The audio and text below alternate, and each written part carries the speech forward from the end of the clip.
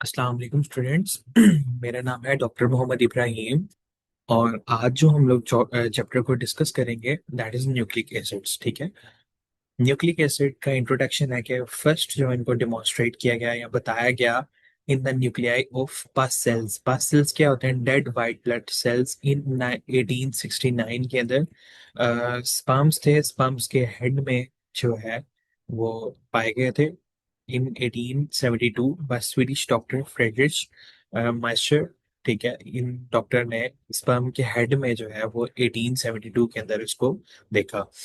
पहले उसको पास सेल्स के अंदर देखा गया न्यूक्लिक एसिड को 1869 के अंदर, और उसके बाद 1872 के अंदर स्वीडिश डॉक्टर ने उसको देखा और उनको न्यूक्लियॉन का नाम दिया। Nucleic acid are present in every living cell. हर एक लिविंग सेल के अंदर पाए जाते हैं। वायरसेस के अंदर भी पाए जाते हैं और have been found to be the essential substance of the gene, और हमारे जीन्स का एक इम्पॉर्टेंट हिस्सा है। And the apparatus by which the genes act. और ऐसा अपरेटस है या ऐसा जो है मतलब पार्ट है जिसके थ्रू हमारे जीन्स जो है वो प्रोटीन्स बनाते हैं। ठीक है। यानी कि ऐसे औजार हैं। ठीक है। या ऐसी इंफॉर्मेशन है जिसके थ्रू हमारे जीन्स जो है वो प्रोटीन बनाते हैं। Two types of nucleic acid है। एक हमारे पास डीऑक्सी राइबोन्यूक्लिक एसिड है और एक हमारे पास राइबोन्यूक्लिक एसिड है, डीएनए और आरएनए। ठीक है। Component of nucleic acid both DNA and RNA are formed by joining together large number of nucleotide units or mononucleotides, each of which is a nitrogenous base sugar phosphoric acid complex। मैं इसको पहले explain करना चाहूंगा, then हम लोग इसको मजीद discuss करते हैं। मैं कुछ आपको बेसिक चीजें बता दूं ताकि आपके कॉन्सेप्ट जो है वो मजीद क्लियर हो जाए। हर एक जो न्यूक्लिक एसिड होता है उसके अंदर फोर टाइप्स ऑफ न्यूक्लियोटाइड्स पाए जाते हैं। ठीक है। एडेनिन, थायामीन, साइटोसिन और गवानीन। ठीक है। एडेनिन, थायामीन, साइटोसिन, ठीक है, और गवानीन। ठीक है। अच्छा जी। तो ये जो है ये जो बेसिकली यहाँ पे स्ट्रक्चर लिखा हुआ है ये न्यूक्लियोटाइड का है। न्यूक्लियोटाइड के अंदर एक नाइट्रोजनस बेस होती है। ठीक है। उसके साथ में 5 कार्बन शुगर अटैच होती है। 1 2 3 4 5। ठीक है। ये 5 कार्बन वाली शुगर होती है। ठीक है। और इसके साथ में शुगर के साथ में फॉस्फेट ग्रुप लगा होता है शुगर के साथ में। ठीक है। अब यही जो है 5 कार्बन शुगर जो है, अब इसको अगर हम लोग प्रोग्रेस करें, ठीक है, कि इसके अंदर एक न्यूक्लियोटाइड के अंदर हम लोग एक न्यूक्लियोटाइड की बात करते हैं तो उसके अंदर 3 पार्ट्स होते हैं। नाइट्रोजनस बेस, ये नाइट्रोजनस बेस है। इसके अंदर 4 टाइप्स की जो है वो बेसिस हमारे पास होती है, एडनीन, थायमीन, साइटोसिन और गवानीन। ठीक है। उसके बाद हमारे पास जो है वो शुगर है। उसके अंदर क्या कहते हैं, शुगर मॉलिक्यूल होता है और उसके बाद हमारे पास फॉस्फेट ग्रुप होता है। ठीक है। अब नेक्स्ट आता है हमारे पास, इस तरह से जो डीएनए है वो उसका स्ट्रक्चर होता है कि गवानीन और साइटोसिन और एडनीन और थायामीन। ठीक है। इस तरह से ये स्ट्रक्चर अरेंज होता है कि एक नाइट्रोजनस बेस और शुगर और फॉस्फेट। ठीक है। शुगर जो है वो प्रीवियस वाले फॉस्फेट के साथ बॉन्डिंग करती है और ये शुगर और एडनीन ये नाइट्रोजनस बेस है। ये अच्छा जी, 4 किस्म के जो है वो नाइट्रोजनस बेसिस हैं। ठीक है। तो एडनीन जो है वो थायमीन के साथ बॉन्डिंग करती है और हमेशा। ठीक है। और साइटोसिन जो होगी वो गवानीन के साथ बॉन्डिंग करेगी। जी और वो होगी वो सी के साथ बॉन्डिंग करेगी। उनके दरमियान 3 हाइड्रोजन बॉन्ड बनेंगे और ए और डी के दरमियान हमेशा 2 हाइड्रोजन बॉन्ड बनेंगे। ठीक है। तो इस तरह से ये जो है ये डीएनए का स्ट्रक्चर बनता है। ठीक है। इसको मजीद अगर हम लोग डिटेल के अंदर देखें तो इस तरह से ये इसका, ये एडनीन जो है वो हमेशा थायमीन के साथ बॉन्डिंग करेगा। ठीक है। और साइटोसिन जो है वो हमेशा गवानीन के साथ बॉन्डिंग बनाएगा। एडनीन और थायमीन और साइटोसिन, और साइड पे जो है वो शुगर की बैकबोन है, और शुगर की बैकबोन है और फॉस्फेट ग्रुप है। ठीक है। Back to the first picture. अब इसका ये कार्बन 5 है। हर एक कॉर्नर जो है ना, जैसे ये कॉर्नर है यहाँ पे 5 लिखा हुआ है, यहाँ पे कार्बन है, ये कार्बन नंबर है। ठीक है। ये कार्बन 1 है, कार्बन 2 है, कार्बन 3 है, कार्बन 4 है। अगर यहाँ से नीचे शुगर चल रही होगी ना, तो ये 5 to 3 है, मतलब कि अगर यहाँ पे बॉन्डिंग हो रही होगी, यहाँ इसके नीचे जो है स्ट्रक्चर चल रहा होगा, जैसे कि फॉर एग्जांपल मैं कह देता हूँ कि नीचे इसके साथ फॉस्फेट ग्रुप अटैच है और फॉस्फेट के साथ एक और शुगर अटैच है, ठीक है, तो ये 5 to 3 चल रही होगी। एक 3 to 5 भी होती है, ठीक है, यानी कि एक स्ट्रक्चर होता है जिसके अंदर पहले नंबर पे कार्बन नंबर 3 है, उसके अंदर स्ट्रक्चर जो है वो थोड़ा सा उल्टा सा होता है, लाइक इस तरह से होगा। तो वो कार्बन नंबर 3 4 इसके आगे कार्बन नंबर 5 होता है, ठीक है, यहाँ पे 1 और 2 है, ठीक है, तो वो कार्बन नंबर 3 से जो है वो स्टार्ट हो रही होती है। बताने का मकसद बेसिकली क्या है, कार डीएनए के अंदर दो स्ट्रैंड्स होते हैं हमारे पास। एक जो है डीएनए के अंदर हमारे पास दो स्ट्रैंड्स होते हैं, एक जो है वो 3 to 5 चल रहा होता है और एक जो है वो स्ट्रैंड 5 to 3 चल रहा होता है। ये आपकी बुक के अंदर लिखा हुआ है। आप लोगों के लेवल के लिए जस्ट इतनी सी इंफॉर्मेशन इनफ है कि आप इसको याद रखिए कि डीएनए के अंदर दो स्ट्रैंड्स होते हैं, ठीक है, एक जो है वो 5 to 3 चल रहा होता है, ये कार्बन के नंबर होते हैं बेसिकली, ठीक है। एक जो है स्ट्रैंड 5 to 3 चल रहा होता है और दूसरा जो स्ट्रैंड है वो 3 to 5 है। ये 5 to 3 चल रहा है और ये 3 to 5 स्ट्रैंड चल रहा है, ठीक है। ये आप लोगों ने इतनी सी बात को इनफ याद रखनी है। मैं दोबारा से अपनी चीजों को रिवाइज करता चलूं कि जो न्यूक्लियोटाइड होता है उसके अंदर एक नाइट्रोजनस बेस होती है, एक शुगर का मॉलिक्यूल होता है यानी कि कार्बोहाइड्रेट होता है, और एक जो है फॉस्फेट ग्रुप पाया जाता है। ये तीनों मिलके एक न्यूक्लियोटाइड बनाते हैं, ठीक है। ये एक न्यूक्लियोटाइड है, दिस इज अ न्यूक्लियोटाइड, ठीक है, जिसके अंदर जो है वो एक गवानीन है और एक शुगर है और एक फास्फेट ग्रुप है, ये तीनों मिलके जो है वो बना रहे हैं एक न्यूक्लियोटाइड बना रहे हैं, और ये इस न्यूक्लियोटाइड के साथ बॉन्डिंग कर रहा है, यानी कि जी और सी आपस में बॉन्डिंग कर रहे हैं। जी और सी जो है वो हमेशा 3 हाइड्रोजन बॉन्ड बनाते हैं और ए और टी हमेशा 2 हाइड्रोजन बॉन्ड बनाते हैं, ठीक है। Back to the book. Book के अंदर हम बात करते हैं हम लोग के डीएनए और आरएनए जो है वो large number of nucleotide units, बहुत से न्यूक्लियोटाइड जो है वो मिलते हैं तो डीएनए या आरएनए बनता है, या उनको मोनोन्यूक्लियोटाइड्स भी कहा जाता है। हर एक के अंदर मैंने अभी आपको बताया है कि सबसे पहले हमारे पास आती है नाइट्रोजनस बेस, ठीक है, एक नाइट्रोजनस बेस होगी हमारे पास, जैसे कि फॉर एग्जांपल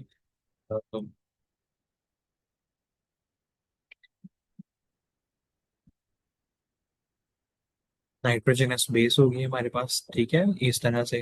वो जो है वो उस बॉन्डिंग कर रही होगी कार्बन के साथ, ठीक है, कार्बन के साथ बॉन्डिंग कर रही होगी, उसके साथ में फॉस्फेट ग्रुप अटैच हुआ होगा। तो एक न्यूक्लियोटाइड के अंदर 3 हिस्से के नाइट्रोजनस बेस, शुगर, ठीक है, ये शुगर है हमारे पास, और ये आगे ऊपर हमारे पास आ गया फॉस्फोरिक एसिड या फॉस्फोरस का कॉम्प्लेक्स आ गया, तो इसे हम लोग जो है वो न्यूक्लियोटाइड कहते हैं। और न्यूक्लिक एसिड जो होते हैं कि जब बहुत सारे न्यूक्लियोटाइड जो हैं वो जुड़ते हैं तो हम इसे पॉलीन्यूक्लियोटाइड कहते हैं, ठीक है। अच्छा जी, अब आगे हम लोग नाइट्रोजनस बेस को डिस्कस करते हैं। नाइट्रोजनस बेस क्या होती है बेसिकली? नाइट्रोजनस बेस के अंदर these are aromatic heterocyclic. Aromatic वो होती है जिसके अंदर बेंजीन वगैरह टाइप के कंपाउंड्स पाए जाते हैं। बेंजीन जो है वो उसके अंदर वो 6 कार्बन साइक्लिक रिंग होती है। 6 कार्बन मतलब 1 2 3 4 5 एंड 6, ठीक है, 6 कार्बन कंपाउंड है। वो एरोमेटिक होते हैं। हेट्रोसाइक्लिक उसके अंदर और भी एलिमेंट्स पाए जाते हैं, कहीं पे नाइट्रोजन पाया जाता है, यहाँ कहीं पे, ठीक है। उसके अंदर प्यूरीन्स होती हैं और पायरिमिडीन्स पाई जाती हैं, ठीक ठीक है। प्यूरीन्स के अंदर 2 रिंग्स पाए जाते हैं और पायरिमिडीन्स के अंदर एक ही रिंग पाया जाता है, ठीक है। जैसे कि मैं आपको स्ट्रक्चर वाइज शो करता हूँ, ये देखिए, ये थायामीन है और एडनिन है, ठीक है, और ये साइटोसिन है और गवानीन है, ठीक है। साइटोसिन ये this is the C cytosine, और ये क्या है, गवानीन है, और ये यहाँ पे थायामीन है और एडिनिन है, ठीक है। तो आप ये जो थायामीन है ना ये पायरिमिडीन है, ठीक है, और ये साइटोसिन जो है ये पायरिमिडीन है, और जो गवानीन है वो प्यूरीन है, और एडेनिन जो है वो भी प्यूरीन है। एडेनिन और गवानीन जो है वो प्यूरीन है, और साइटोसिन और जो थायामीन है वो क्या है, पायरिमिडीन है। तो स्ट्रक्चर वाइज हम लोगों ने इनको देखा, these प्यूरीन्स are adenine and guanine, ठीक है। इनको हम लोग ए से रिप्रेजेंट करते हैं, एडेनिन को ए से और गवानीन को जी से। पायरिमिडीन के अंदर हमारे पास आती है साइटोसिन, यूरासिल और थायामीन, ठीक है। C for cytosine, U for uracil and T for thiamine. Uracil जो है वो आरएनए के अंदर पाई जाती है, ठीक है, और ये थायामीन की जगह पे होती है, ठीक है। Mononucleotide. In nucleotides, a phosphoric acid molecule form a ester linkage with hydroxyl group of sugar molecule of a nucleoside. सबसे पहले मैं पढ़ता हूँ कि न्यूक्लियोसाइड क्या होता है। कि न्यूक्लियोसाइड के अंदर अगर नाइट्रोजन बेस और 5 कार्बन शुगर आपस में बॉन्डिंग करते हैं, ठीक है, तो वो न्यूक्लियोसाइड कहलाता है। अच्छा जी, अगर हम लोग ये देखें तो ये जो है ये एडीन का स्ट्रक्चर है, ठीक है। ये एडीन इज अ नाइट्रोजनस बेस, ये नाइट्रोजनस बेस है, ठीक है। और एडेनिन और शुगर, अगर इन दोनों को हम लोग मिला के देखें, एडेनिन प्लस शुगर जो है ये न्यूक्लियोसाइड बनाता है, ठीक है। This is known as nucleoside. आप लोगों ने डेफिनेशन को याद रखनी है कि 5 कार्बन शुगर प्लस, ठीक है, 5 कार्बन इस तरह से, कार्बन 1 2 3 4 और ये इसका पांचवा कार्बन बाहर होता है। 5 कार्बन शुगर और एडेनिन जो है, adenine is a purine, adenine is a purine, ठीक है। प्यूरीन, एडेनिन और ये शुगर जो है ये एडिनोसिन बनाते हैं, या इसको हम लोग न्यूक्लियोसाइड भी बोलते हैं, ठीक है। तो ये न्यूक्लियोसाइड जब फास्फेट के साथ मिलता है तो ये न्यूक्लियोटाइड बना देता है, ठीक है। तो back to our topic, the combination of nitrogenous base, ठीक है, जैसे कि हम लोग एडनीन के बारे में बात कर रहे थे और 5 कार्बन शुगर। आई नो ये थोड़ा सा टफ है आप लोगों के लिए, बट इसको आप एब्जॉर्ब करने की कोशिश कीजिएगा तो होपफुली आपको चीजें क्लियर हो जाएंगी। न्यूक्लियोटाइड क्या है कि न्यूक्लियोसाइड और फॉस्फेट का जो है वो जब मिलते हैं तो वो, यानी कि तीन चीजें जो है आपस में स्ट्रक्चर, यानी कि ये नाइट्रोजनस बेस, नाइट्रोजनस बेस, ठीक है, प्लस शुगर, ठीक है, शुगर, और उसके साथ में फॉस्फेट ग्रुप होगा, तो वो क्या बन जाएगा, ये न्यूक्लियोटाइड बन जाएगा। न्यूक्लियोटाइड क्या होता है कि मोनोन्यूक्लियोटाइड वो होगा जिसके अंदर फॉस्फोरिक एसिड जो है वो एस्टर लिंकेज बनाता है शुगर के हाइड्रोक्सिल ग्रुप के साथ। ये शुगर है, शुगर के अंदर ओ एच ग्रुप प्रेजेंट होता है, ओ एच ग्रुप, ठीक है, ester linkage with one of the hydroxyl group of the sugar of nucleoside. ये न्यूक्लियोसाइड है, ये वाला। इसके अंदर से एक हाइड्रोक्सिल निकल रहा होता है शुगर के अंदर से, उसके साथ ये फॉस्फोरिक एसिड जो है वो एस्टर लिंकेज बनाता है, ठीक है। तो इसको हम लोग क्या कहते हैं, मोनोन्यूक्लियोटाइड बोलते हैं। दोबारा से मैं अपनी बात को एक्सप्लेन कर देता हूँ ताकि आपको मजीद क्लैरिफाई हो जाए। ये है नाइट्रोजनस बेस, इसके साथ में जो है 5 कार्बन शुगर अटैच होती है, शुगर के साथ में जो है वो फॉस्फेट ग्रुप अटैच होता है। अब शुगर का एक, ये इन दोनों को हम लोग न्यूक्लियोसाइड बोलते हैं। न्यूक्लियोसाइड का एक हाइड्रोक्सिल ग्रुप होता है जो कि शुगर के अंदर से निकल रहा होता है, जो कि एस्टर लिंकेज बनाता है फॉस्फेट के साथ, ठीक है। अच्छा जी, आगे है some of the biological important, biologically important nucleotides हैं, ठीक है। Nucleotides which are combined in the nucleic acid are found in tissues, they have important functions, इनके important functions हैं। और भी जैसे कि एटीपी है, ठीक है, एडीपी है, एएमपी है। एटीपी जो है वो सबसे इंपॉर्टेंट न्यूक्लियोटाइड है, ठीक है। हमारी बॉडी के अंदर जितनी भी एनर्जी है वो कौन प्रोवाइड करता है, एटीपी है। एटीपी को हम लोगों ने जैसे कि हम लोगों ने एडिनोसिन को देखा था कि उसके अंदर जो है एडेनिन है, एडिनोसिन को, एडेनिन प्लस शुगर मॉलिक्यूल को हम लोगों ने एडिनोसिन बोला था, ठीक है। अब इसके साथ में जो है 3 फॉस्फेट ग्रुप अटैच होते हैं, तो ये एटीपी बना देता है। ये क्या बना देता है, एटीपी बना देता है, ठीक है। अब इसके अंदर से अगर मैं एक फॉस्फेट उतार दूं, ठीक है, तो यहाँ पे 2 फॉस्फेट रह जाएंगे, तो वो क्या बन जाएगा, एडीपी, एडिनोसिन डाइफॉस्फेट। इसके अंदर से एक और फॉस्फेट उतार दूं, सिर्फ एक ही फॉस्फेट रह जाए, तो ये सॉरी ये एएमपी बन जाएगा, एडिनोसिन मोनोफॉस्फेट, ठीक है। तो एटीपी जो है वो काफी हाई एनर्जी मॉलिक्यूल है, एनर्जी जैसे जैसे फॉस्फेट टूटता है वैसे वैसे हमें एनर्जी प्रोवाइड करता है, ठीक है। तो इसके पास two high energy phosphate bonds होते हैं। ये जो बॉन्ड्स होते हैं जब ये टूटते हैं तो हमें काफी एनर्जी प्रोवाइड करते हैं। उसके अलावा भी जो कुछ डेरिवेटिव्स होते हैं, nicotinamide adenine dinucleotide, nicotinamide adenine dinucleotide phosphate NADP plus, flavin adenine dinucleotide coenzyme A वगैरह, ये भी सारे क्या है, न्यूक्लियोटाइड्स हैं। ये सॉरी एटनिन के डेरिवेटिव्स हैं। अच्छा जी, आगे इसके आगे है डीएनए और आरएनए के करेक्टरिस्टिक्स हैं कि डीएनए के अंदर और आरएनए के अंदर जो है वो प्यूरीन्स के अंदर हमारे पास जो है वो एडनिन और एडनिन और गवानीन पाई जाती है। पायरिमिडीन्स के अंदर साइटोसिन होती है और यूरासिल होती है आरएनए के अंदर। मैंने आपको बताया था कि तीन तरह की, तीनों जो है चार तरह की टोटल बेसिस होती है, नाइट्रोजनस बेसिस, ठीक है। उसके अंदर आती है एडनिन, गवानीन, एडनिन गवानीन दोनों के अंदर सेम आती है, साइटोसिन भी दोनों के अंदर सेम आती है। डिफरेंस कहाँ पे आता है कि आरएनए के अंदर यूरासिल होती है और डीएनए के अंदर थायामीन होती है, ठीक है। Relative amount of complementary bases highly variable, ठीक है। इसके अंदर जो है वो कॉम्प्लीमेंट्री कितनी बेसिस होंगी इसके अंदर, ठीक है, तो वो वेरिएबल होता है कि वो प्रोटीन के ऊपर डिपेंड कर रहा होता है कौन सी प्रोटीन बननी है। इसके अंदर जो है जितने ए होंगे, ठीक है, डीएनए के अंदर, ठीक है, उतन उस हिसाब से जो है वो टी होंगे, ठीक है। जितने जी होंगे उतने क्या होंगे, सी होंगे। यानी कि जितना एक न्यूक्लियोटाइड होगा उतने ही दूसरे न्यूक्लियोटाइड होंगे, टोटल पायरिमिडीन्स, ठीक है। ये चार्गेव्स लॉ को डिफाइन कर रहा है। उसके बाद शुगर्स हैं इसके अंदर। Sugar as a P furanoside form, इसके अंदर जो है वो राइबोस शुगर आती है। इसको आरएनए इस वजह से कहते हैं क्योंकि इसके अंदर कौन सी शुगर होती है, राइबोस शुगर होती है। इसके अंदर जो डीएनए होता है उसके अंदर 2 डीऑक्सी राइबोस शुगर होती है, मतलब कि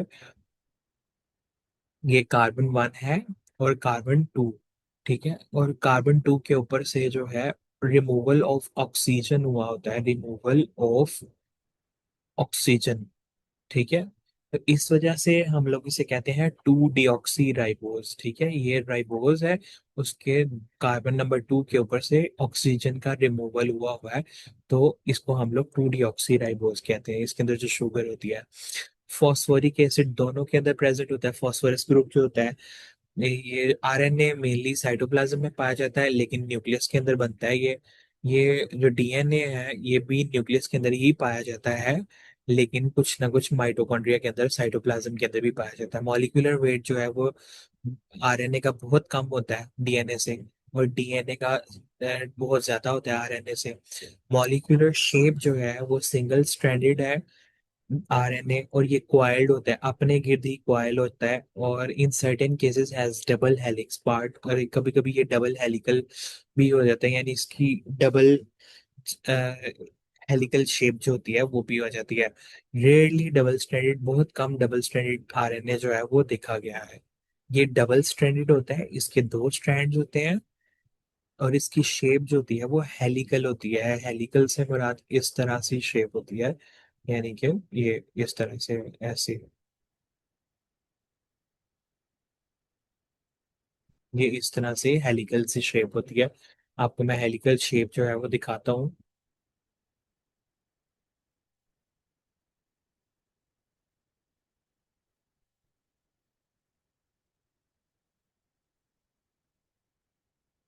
ये जो डीएनए की ये वाली शेप है, आप इसको अगर देख सकते हैं, तो ये जो है बेसिकली हेलिकल शेप है एक, ठीक है। तो ये डीएनए की भी इस तरह की होती है और आरएनए की भी इसी तरह की शेप होती है। आगे है हमारे पास राइबो न्यूक्लिक एसिड है और डीएनए है, DNA deoxy ribo nucleic acid. इसको इंशाल्लाह नेक्स्ट लेक्चर के अंदर हम लोग डिस्कस करते हैं। अभी के लिए इस लेक्चर के लिए इतना ही ना, फिर थैंक यू सो मच, शुक्रिया, अल्लाह हाफिज।